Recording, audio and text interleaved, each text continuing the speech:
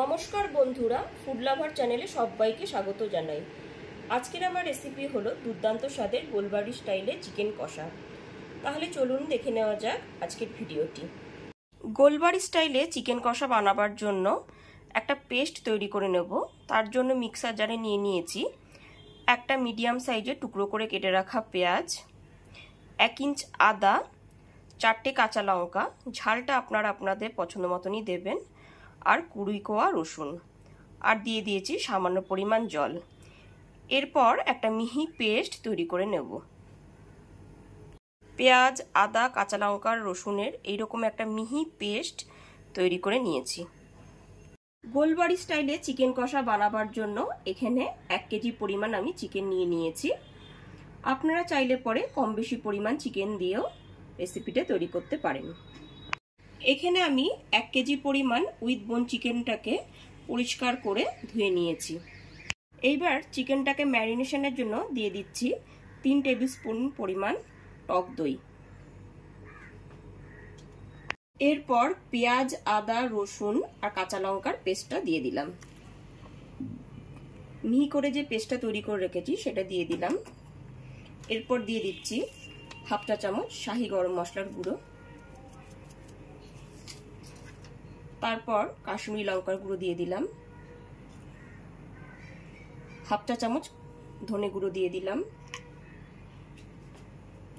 1 চামচ জিরে গুঁড়ো দিয়ে দিলাম, 1 চামচ লবণ দিয়ে দিলাম, 1 চামচ লাল লঙ্কার গুঁড়ো দিয়ে দিলাম, 1 চা চামচ হলুদ গুঁড়ো দিয়ে দিলাম, আর দিয়ে দিচ্ছি 1 চা চামচ গোলমরিচের গুঁড়ো। এখানে সমস্ত উপকরণগুলো দিয়ে দিয়েছি। এবার খুব ভালো করে চিকেনের টুকরোগুলোকে ভালো করে মাখিয়ে নেব।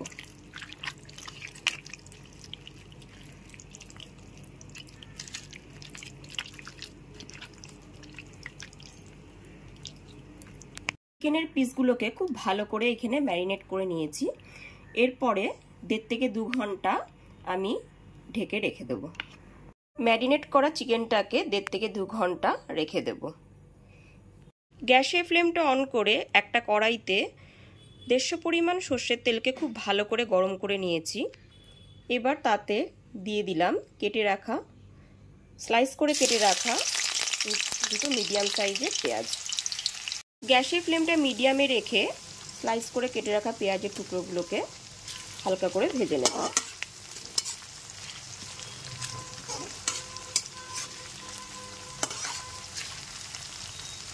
গ্যাসের ফ্লেমটা বাড়িয়ে দিলে পরে কিন্তু পেঁয়াজগুলো পুড়ে যেতে পারে, ওই জন্য মিডিয়াম ফ্লেমেই পেঁয়াজগুলোকে ধীরে ধীরে ভেজে নিতে হবে।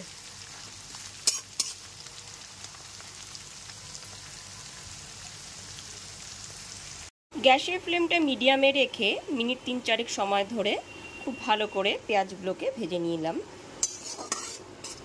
খুব কড়া করে কিন্তু আমি পেঁয়াজটাকে ভাজবো না, হালকা এরকম সোনালি করেই পেঁয়াজটাকে ভেজে নেব। পেঁয়াজ কিন্তু এখানে আমার ভাজা হয়ে গেছে। এরপর একটা বাটিতে তুলে নিয়ে নেব, তারপর ঠান্ডা করতে দেব।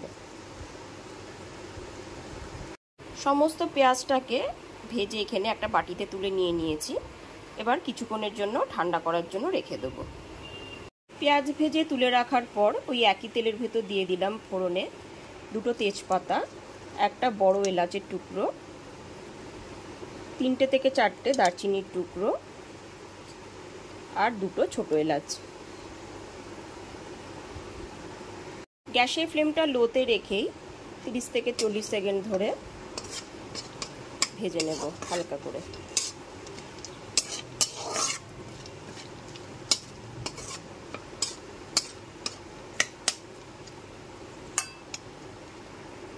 বড় এলাচটা দেওয়াতে মাংসের রঙটা একটু কালচে আসে। এবারে দিয়ে দিলাম 1/2 চা চামচ পরিমাণ চিনি। চিনিটা দেওয়াতেও মাংসের কালারটা খুব সুন্দর আসে। এইবার ম্যারিনেট করা মাংসের টুকরোগুলোকে দিয়ে দিলাম।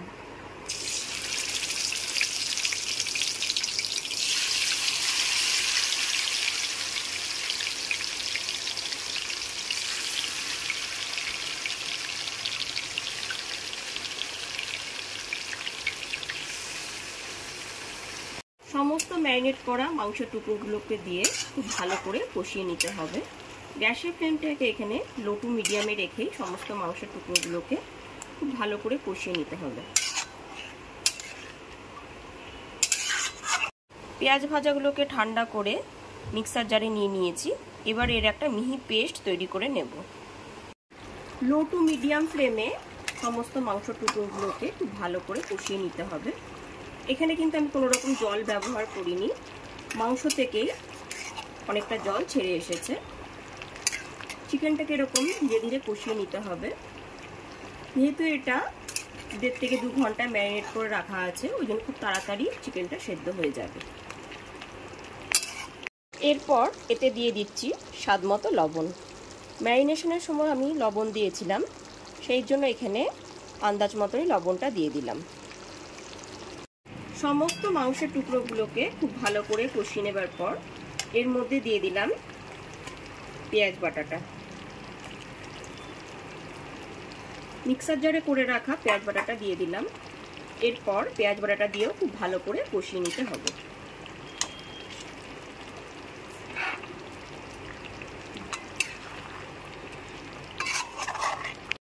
ভেজে রাখা পেঁয়াজটাকে মিক্সার জারে এরকম বেটে যদি মাংসের মধ্যে দেওয়া হয়, তাহলে মাংসের কালারটা একটু কালচে আসে। এইবার 1 কাপ পরিমাণ জলে 2 চা চামচ চা পাতা নিয়ে খুব ভালো করে ফুটিয়ে তারপর চা পাতাটা ছেঁকে একটা কাপে নিয়ে নিয়েছি। এখানে চায়ের লিকারটা ব্যবহার করব। চায়ের লিকারটা মাংসের মধ্যে ব্যবহার করলে মাংসের কালারটা একদমই অন্যরকম আসবে। পেঁয়াজ বাটাটাও মাংসের সাথে খুব ভালো করে কষিয়ে নিয়েছি। 4 থেকে 5 মিনিট ধরে পেঁয়াজ বাটাটা খুব ভালো করে মাংসের সাথে কষিয়ে নেওয়া হয়ে গেছে। মাংসটাকে যত বেশি কষানো হবে, মাংসের স্বাদও তত বেশি ভালো হবে। এরপর এর মধ্যে চায়ের লিকারটা দিয়ে দিলাম।